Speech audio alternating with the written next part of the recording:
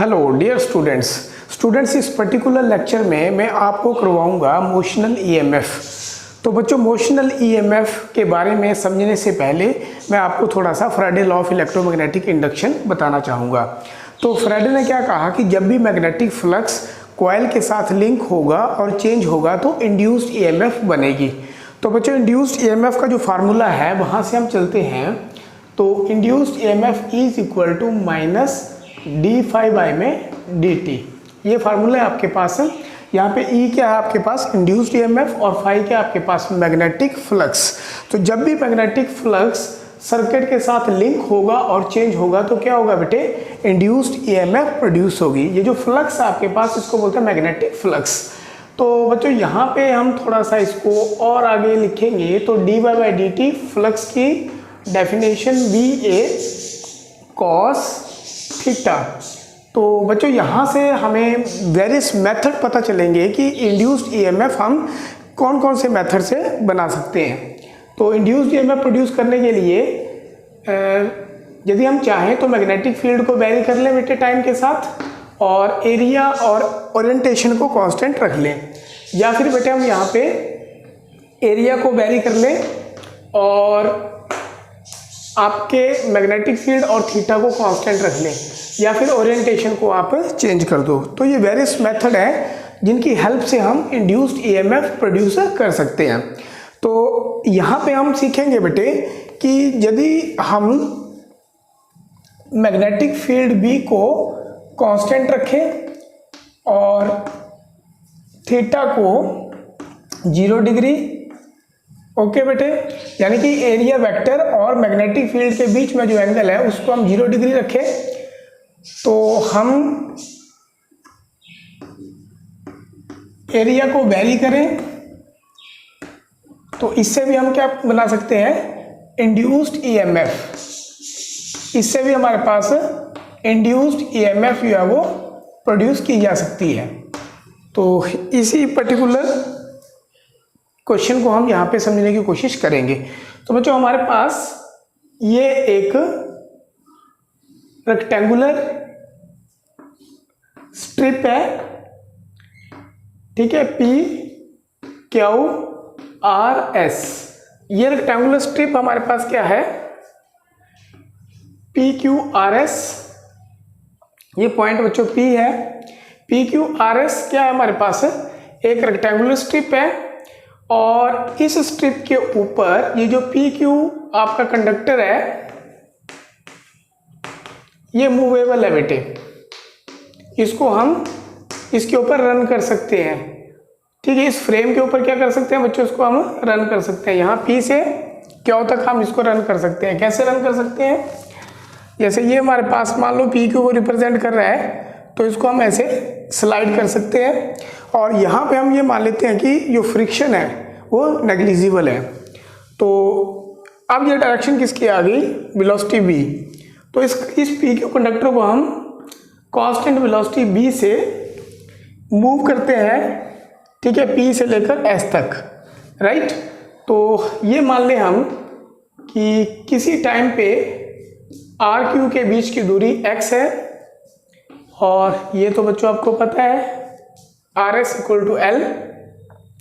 यहाँ पे हमने जो मैग्नेटिक फील्ड लगानी है उसको इसी हिसाब से लगाना है कि वो वेलोसिटी वेक्टर, राइट, आपका ये कंडक्टर PQ इन दोनों के क्या हो, वो परपेंडिकुलर हो। तो हम यहाँ पे मैग्नेटिक फील्ड इनवर्ड लगा देते हैं। क्या लगा देते हैं बच्चों, मैग्नेटिक फील्ड इनवर्ड लगा देते हैं। तो जब हमने मैग्नेटिक फील्ड क्या लगा दी बेटे, इनवर्ड लगा दी, और इस PQ कंडक्टर को यहाँ से रन करवाया Q से R की तरफ, तो बच्चों क्या होगा, यदि हम ये मान लें कि इस पर्टिकुलर कंडक्टर PQ के अंदर चार्ज पार्टिकल है, क्योंकि ये कंडक्टर है, तो चार्ज पार्टिकल क्या करेंगे बेटे, जैसे ही चार्ज पार्टिकल मैग्नेटिक फील्ड के अंदर मूव करेगा, जैसे ही चार्ज पार्टिकल या फिर ये कंडक्टर जो है मैग्नेटिक फील्ड के अंदर हम मूव करवाएंगे तो इसके ऊपर क्या लगेगा बेटे, इसके ऊपर फोर्स लगेगी। क्या लगेगी, इसके ऊपर फोर्स लगेगी, और जो फोर्स होगी वो उसका नेचर क्या होगा, that force is Lorentz force. तो बच्चों ये यहाँ से जब ये आगे की तरफ चलेगा तो ये जो एरिया है राइट, ये क्या होगा बेटे, चेंज होगा। तो एरिया चेंज होने पे क्या होगा, हमने देखा था कि यदि हम एरिया को वेरी करें तो क्या प्रोड्यूस होगा बेटे, इंड्यूस्ड ईएमएफ। तो हम फ्लक्स की डेफिनेशन यहाँ पे यूज करेंगे, flux due to magnetic field is equal to B into A, और यहाँ पे एरिया कितना आपके पास, L into X, this is equal to phi B. क्योंकि जो एक्स है बेटे वो टाइम के साथ चेंज हो रहा है, तो डी फाइव बी बाय में डी टी, क्योंकि फ्लक्स भी चेंज होगा, इज इक्वल टू कितना आएगा आपके पास, B L D X by में डी टी। तो यहाँ पे हमारे पास क्या आ गया बेटे, डी फाइव बाय में D T is equal to B L B. यहाँ पे जो बी है इसका साइन क्या आएगा बेटे, नेगेटिव। नेगेटिव क्यों आएगा, क्योंकि एक्स जो है डिक्रीज हो रहा है टाइम के साथ। तो बेटे ये किसके बराबर हो गया, ई के, ये ई के बराबर हो गया। तो ई इज इक्वल टू कितना हो गया आपके पास, बी एल इंटू बी। तो this is the expression for induced EMF. क्योंकि कंडक्टर के मूव करवाने से ये जो ईएमएफ है ये इंड्यूस हुई है, इसलिए इसको हम मोशनल ईएमएफ भी बोल देते हैं। ई इज इक्वल टू कितना हो गया बच्चों आपके पास, B L V. This is termed as motional EMF. यदि बच्चों वीडियो आपको समझ आया है तो लाइक करिए, मैक्सिमम शेयर करिए और कमेंट जरूर करिए। कमेंट नहीं करते हो आप तो कमेंट जरूर करिए। तो ये हमारे पास आ गया ई इज इक्वल टू कितना आ गया, वी एल वी। तो बच्चों यहाँ पे क्वेश्चन उठता है आपका कि ये जो डायरेक्शन है बेटे आपकी, किसकी डायरेक्शन, ईएमएफ की, इसको हम कैसे निकालें। ठीक है, ईएमएफ किससे रिलेटेड है, आपका करंट के साथ रिलेटेड है। तो यहाँ पे हमारे पास क्या लगेगा, फ्लेमिंग राइट हैंड रूल। तो यहाँ पे लगा के देखते हैं हम। तो बच्चों फ्लेमिंग राइट हैंड रूल, जो मेरा राइट हैंड है, ये जो अंगूठा है बेटे ये मोशन ऑफ द कंडक्टर को बताएगा, ये जो फर्स्ट फिंगर है ये मैग्नेटिक फील्ड की डायरेक्शन को बताएगी, और ये जो सेंट्रल फिंगर है ये करंट की डायरेक्शन को बताएगी। तो अब हमने देखना है कि इस इंड्यूस्ड ईएमएफ के कारण जो करंट फ्लो हो रहा है उसकी डायरेक्शन क्या है, what is the direction of induce current. तो फ्लेमिंग राइट हैंड रूल को देखो बच्चों हम कैसे लगाएंगे, ये किसका है, कंडक्टर की मूवमेंट है। आपने दिमाग में ये रखना है कि जो फ्लेमिंग राइट हैंड रूल लगा रहे हैं हम, उसमें ये तीनों, आपका थंब, आपकी फर्स्ट फिंगर, आपकी सेंटर फिंगर, तीनों म्यूचुअली परपेंडिकुलर ही होनी चाहिए। ठीक है, इंड्यूस्ड ईएमएफ के लिए फ्लेमिंग राइट हैंड रूल लगता है, और आपका लॉरेंज फोर्स के लिए फ्लेमिंग लेफ्ट हैंड रूल लगता है। ठीक है, तो यहाँ पे हम फ्लेमिंग राइट हैंड रूल लगा रहे हैं इंड्यूस्ड ईएमएफ के लिए। तो कैसे लगाएंगे इसको, देखिए बेटे, ये पी क्यू कंडक्टर है, इसकी मूवमेंट किस तरफ है, दिख रहा है बच्चों आपको, इसकी मूवमेंट है इस तरफ, ये किसकी डायरेक्शन आ गई, मैग्नेटिक फील्ड की। तो कंडक्टर के अंदर जो करंट की डायरेक्शन है दैट इज कहाँ से कहाँ आएगी बेटे, पी टू क्यू। तो आप चेक कर लो दोबारा, ये देखो, ये जो सेंट्रल फिंगर है ये क्या दे रही है, direction of flow of current. तो क्या आ गई, पी से क्यू। तो हमें फ्लेमिंग राइट हैंड रूल से ये बात भी पता चल गई कि direction of flow of electric current कहाँ से कहाँ आएगी। तो बच्चों एक इंटरेस्टिंग स्टोरी है जो मैं आपको बताना चाहूँगा। जो आपके माइग्रेटरी वर्ड्स हैं, माइग्रेटरी वर्ड्स, ठीक है, माइग्रेटरी वर्ड्स, ये बेटे विंटर में साइबेरिया से आते हैं, और वाटर स्पोर्ट्स जो इंडियन सब कॉन्टिनेंट में, ठीक है, इतना लंबा डिस्टेंस ट्रैवल करके आते हैं। तो आज तक भी ये मिस्ट्री बनी हुई है कि वो इतना लंबा सफ़र इतनी एक्यूरेसी के साथ कैसे तय करके आते हैं। तो इसके पीछे यदि हम सोचें, साइंटिस्ट ये सोचते हैं, हालांकि ये वैलिड नहीं है, लेकिन सोचते हैं कि ये ईएम इंडक्शन के कारण है।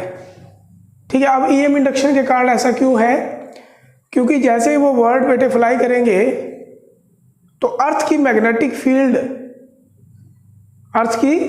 फील्ड जो है वो हेल्प करती है, ठीक है, हेल्प करती है उनको पाथ को फाइंड आउट करने में, क्योंकि इंड्यूस्ड ईएमएफ किसके बराबर है आपके पास है, E is equal to B L V. यदि मान लो वर्ड आपका फ्लाई कर रहा है बी वेलोसिटी के साथ, ठीक है, वर्ड के अंदर क्या है बेटे, चार्ज पार्टिकल है, बी वेलोसिटी के साथ आपका वर्ड फ्लाई कर रहा है, जो बीइंग्स है वर्ड के, ये उनके डिस्टेंस है, लेंथ ऑफ द कंडक्टर, ये भी वेलोसिटी, और कहाँ पे कर रहा है वो, मैग्नेटिक फील्ड के अंदर, अर्थ की। तो बेटे जो ईएमएफ इंड्यूस होती है उसको हम निकाल के बताएंगे आपको, E is equal to B L V. तो अर्थ की मैग्नेटिक फील्ड है 4 × 10⁵, length of the being 2 centimetre है, हम मान लें 2 पॉइंट्स, और वेलोसिटी 10 मीटर पर सेकेंड।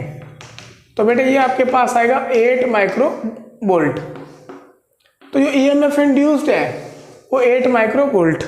हालांकि पक्षियों के अंदर जो सेल है जो इतनी ईएमएफ को डिटेक्ट कर सके वो नहीं पाए जाते। जनरली जो सी फिश है वो इतनी ईएमएफ को डिटेक्ट कर सकती है। तो अभी भी ये साइंटिस्ट के लिए मिस्ट्री है कि वर्ड्स जो है वो थाउजेंड्स ऑफ किलोमीटर कैसे ट्रैवल करके आ जाते हैं। तो बेटे नेक्स्ट हम स्टडी करेंगे एनर्जी कंजर्वेशन और Lorentz force point of view से इंड्यूस्ड ईएमएफ का कॉन्सेप्ट। तो बच्चों एक्सप्लेनेशन ऑफ मोशनल ईएमएफ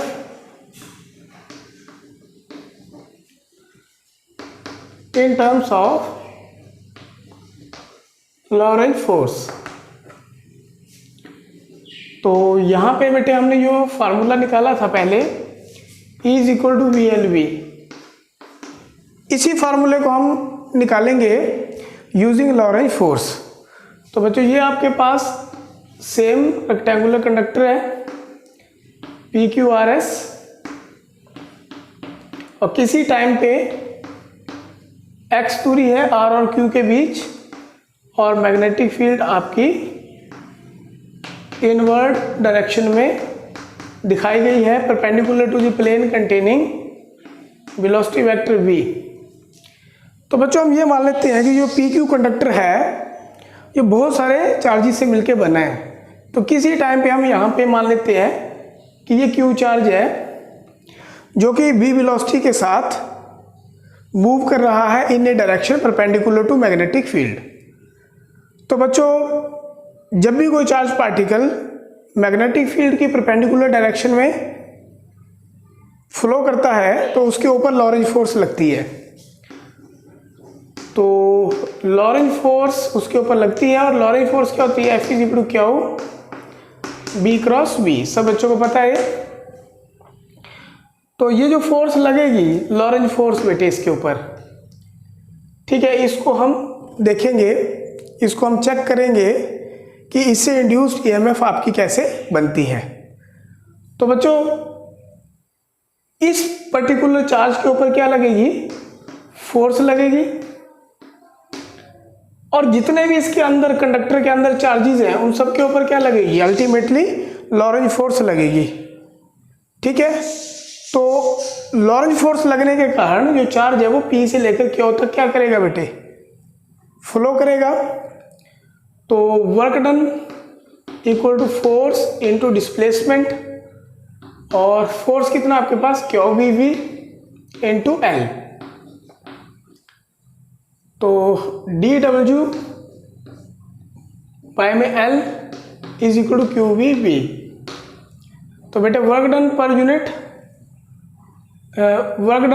यहाँ पे चार्ज आएगा, यहाँ पे L आएगा। Work done per unit charge is termed as potential, और ये जो पोटेंशियल है इसको हम क्या बोल देंगे, EMF। This is equal to VLV। तो ये इंड्यूस्ड EMF प्रोड्यूस होगी, जिसको हमने लॉरेंज टर्म्स में हमने एक्सप्लेन कर दिया। मान लो बच्चों ये जो PQ कंडक्टर है इसका रेजिस्टेंस आर है, पी क्यू कंडक्टर का रेजिस्टेंस कितना है, आर है। और ये जो लेंथ है आपके पास आर से लेकर क्या तक, राइट, और आर से लेकर एस तक, एस से लेकर पी तक, इसका रेजिस्टेंस क्या है, नेग्लिजिबल है। तो जो ओवरऑल रेक्टेंगुलर स्ट्रिप है उसका रेजिस्टेंस कितना होगा बच्चों, आर। तो यहां पे करंट इंड्यूस कितना होगा, I is equal to E by R. तो E is equal to B L V वाई में आर। तो this is the value of current. तो ये बच्चों हमारे पास करंट है। क्योंकि इस पर्टिकुलर कंडक्टर को पी क्यू को हम मैग्नेटिक फील्ड के अंदर मूव करवा रहे हैं, तो इसके ऊपर क्या लग रहा है बेटे, लॉरेंट फोर्स लग रही है। तो F is equal to I L B. F is equal to कितना होगा बेटे आपके पास, आई एल बी। आपने ये आर्टिकल पढ़ा है कि जब भी हम कंडक्टर को मूव करवाते हैं तो उसके ऊपर जो फोर्स एक्सपीरियंस होती है वो होती है F is equal to I L cross B. तो यहाँ पे आ गया आई एल बी। तो बच्चों फोर्स को जब हम लिखेंगे तो हमारे पास क्या आएगा, this force is equal to I की वैल्यू पुट कर दो बी एल बी बाय में R into L into B. तो it comes out to be B square L square B Y में आर। तो ये बच्चों आपके पास क्या है, फोर्स है। तो ये जो फोर्स है इसकी डायरेक्शन को हम कैसे फाइंड आउट करेंगे ये हम देखने की कोशिश करते हैं। तो अब देखिए बच्चों ध्यान से, नीचे की तरफ है ये L, तो L नीचे की तरफ है तो हम इसको मान लो माइनस जे कैप मान लेते हैं। और ये जो वेलोसिटी आपकी कितनी है बेटे आपके पास, ये जो मैग्नेटिक फील्ड आपके पास ये किस तरफ है, अंदर की तरफ है। This is equal to K cap, this is equal to K cap. तो ये क्रॉस के किसके बराबर होगा बेटे, आई कैप के। फोर्स किस तरफ आएगी, आउटवर्ड। तो ये फोर्स की डायरेक्शन है। और ये जो फोर्स है ये वेलोसिटी के जस्ट ऑपोजिट है। तो बेटे जो वर्क डन जब आप देखोगे तो work done equal to force into कितना होगा आपके पास, डिस्प्लेसमेंट। और यदि आपको इसको कांस्टेंट मूव करवाना है तो आपको क्या करना पड़ेगा, पावर जनरेट करना पड़ेगी। तो पावर इज इक्वल टू कितना होगा आपके पास, फोर्स इंटू वेलोसिटी। फोर्स कितनी है, B square L square B square by में आर। तो this is equal to power. ये जो पावर है बेटे ये एक्सटर्नल एजेंट आपका प्रोवाइड करवा रहा है। और ये जो पावर है ये डेसिपेट हो जा रही है in the form of friction. तो बच्चों ये इंपॉर्टेंट आर्टिकल था आपका, एग्जामिनेशन पॉइंट ऑफ व्यू से बहुत इंपॉर्टेंट है। यदि ये आपको आर्टिकल अच्छा लगा है तो ज़रूर लाइक करिए और कमेंट करिए। Thank you very much for watching.